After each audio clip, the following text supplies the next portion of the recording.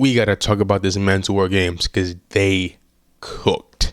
They did all the entrances, all the, introductions and all that. Start brawling, right? Scrapping, hands, good hands. Let the good hands commence, right?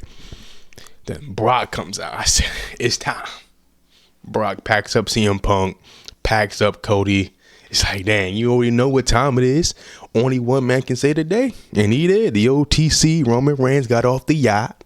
He stopped. He left the mountains from Akuma. You know what I mean? He locked in. He came back. Got the good hands commenced. Superman punched Brock. Got him out of there. Just one hit a quitter. He was out of there. Bronson Reed tried to sneak up on him. One hit a quitter too. He was out of there. Then the police, the T-Mo police, tried to come out and try to stop it. But WWE security don't work. I don't get why they keep doing it. They don't work. Okay, even if you call the police, they are double useless. Okay, they don't work. And in the background, you see Logan Paul getting choked out by CM Punk with a kendo stick. Roman Reigns, so you know what? He channels inner Eazy-E, Ice Cube, and said F the police and just speared them and Bronson Reed through the barricade. Cinema. What a phenomenal segment. Honestly, this should have been the go-home segment. They should have did this. They should have saved this for next week. So I'm like, how do you top this? You can't top it. This was the perfect go-home moment, but it's not. But they cooked. I'm at a loss for words. I'm stumbling over the place. But yeah, I'm very curious to see what they do next week. Do they do anything next week? Because you can't top this. You can't. It did end a little bit abruptly, like after the spear, it just turned off. I wish they would have kept it going a little bit longer, but they probably saved that for like a social media exclusive thing, for like after the show, or whatever. But either way, great segment. And overall, Raw was pretty good. You gotta start from the top with Cena. He opened up the show, his last ever Raw. We are never seeing this man wrestle on Raw ever again, bro. That's actually crazy. Like, it hasn't quite hit me yet because he's still here. But after his last match, I might actually cry. I'm not gonna lie. Like, this is gonna hurt. But he opened up the show, yada yada yada, saying thank you for all that. Then Dom comes out. He's like, yo, I want my rematch. Not now, not on your time, but on my time at Survivor Series. He accepts, yada yada yada. We're getting a rematch. But then the Judgment Day comes out. And little side tangent right quick. The Judgment Day's theme sucks. Like, I think we all know it sucks, but I didn't realize how bad it sucked until the crowd just had no reaction to it at all. Like, it was bad. It was. But they came out, they jumped John Cena, and then I thought it was going to be AJ Styles and Dragon Lee making the save because, they have a little beef there, right? The old little tag team championship thing going on right there. And then Cena and AJ are homies. I thought that's going to be the save. But no, it was Sheamus and Rey Mysterio. I'm not complaining, but that led to a 6-man tag. They hit each other's signature move. Got the win. Good match. Can't complain. Right, then the next segment we had Stephanie McCare. She tried to come out, but she got attacked by Nikki Bella. Challenge for the title. We get a little promo thing with Nikki saying, "Hey, it's my time. I'm getting the championship. I revolutionized everything." Yada yada yada. He'll talk. Something light. And then backstage we got Asuka trying to recruit Bayley. She was like, "Look, I can forgive you if you join my team, come on now." And Bailey's like, "No, I'm not. Did you forget what you did to me like not even a year ago? Nah, I'm cool." It's just like, all right. Started cursing around in Japanese. I don't know what she's saying, but it sounded like a lot of curse words to me. She goes on her merry way, and then Lyra comes out. She's like, "Yo, good job, bro. Hey, we still homies, right?" And Bailey's like, "Man, I'm not messing with you either." Split personality. It kind of went away for like a couple weeks. I was kind of curious, like, did they drop it? Did they stop it? It looks like it was mostly just like babyface Bailey, and then the heel version split personality thing just stopped. But it's back.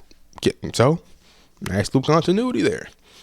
And then we had the John Cena tournament solo versus the mystery person.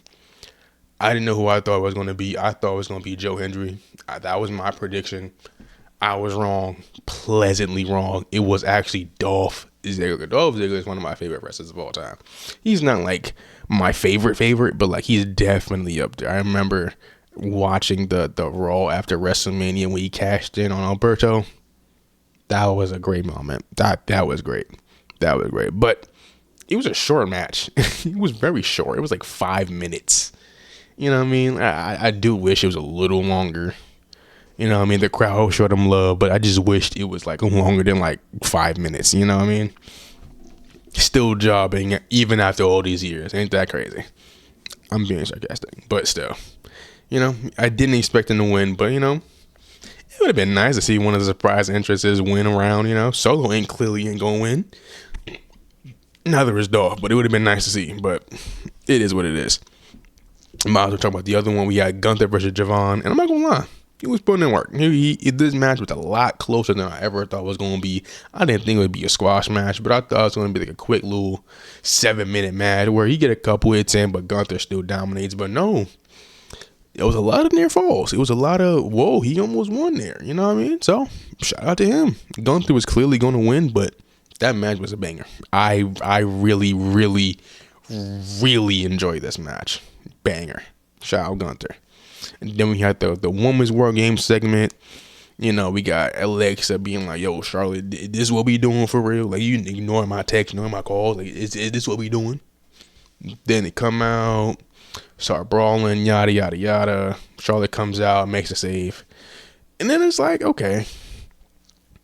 We do get something later in the show that might also talk about this a little bit.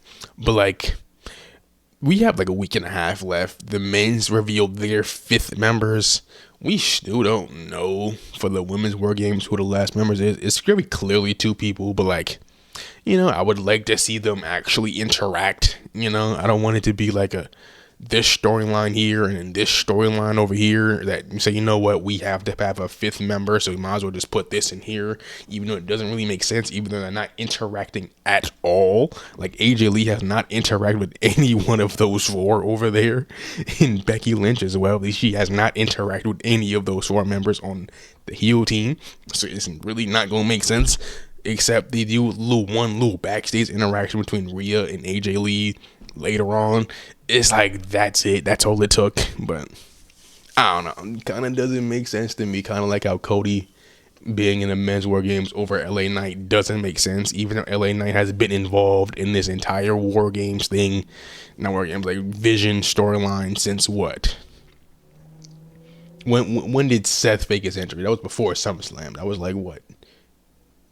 June something? Like a long time ago. He's been doing this for like 6 months at least, involved in this whole storyline. So it's like, why is he not in it? I'm sure he's not injured, right? He did a little promo thing last week. He wasn't even on the show at all. I don't know what happened there. Like, I get it. You got to have Cody on the show somehow. I get it. But like, you know what I mean? You could have did like the little fatal 4-way or a triple threat with Aleister Black and Damian Priest.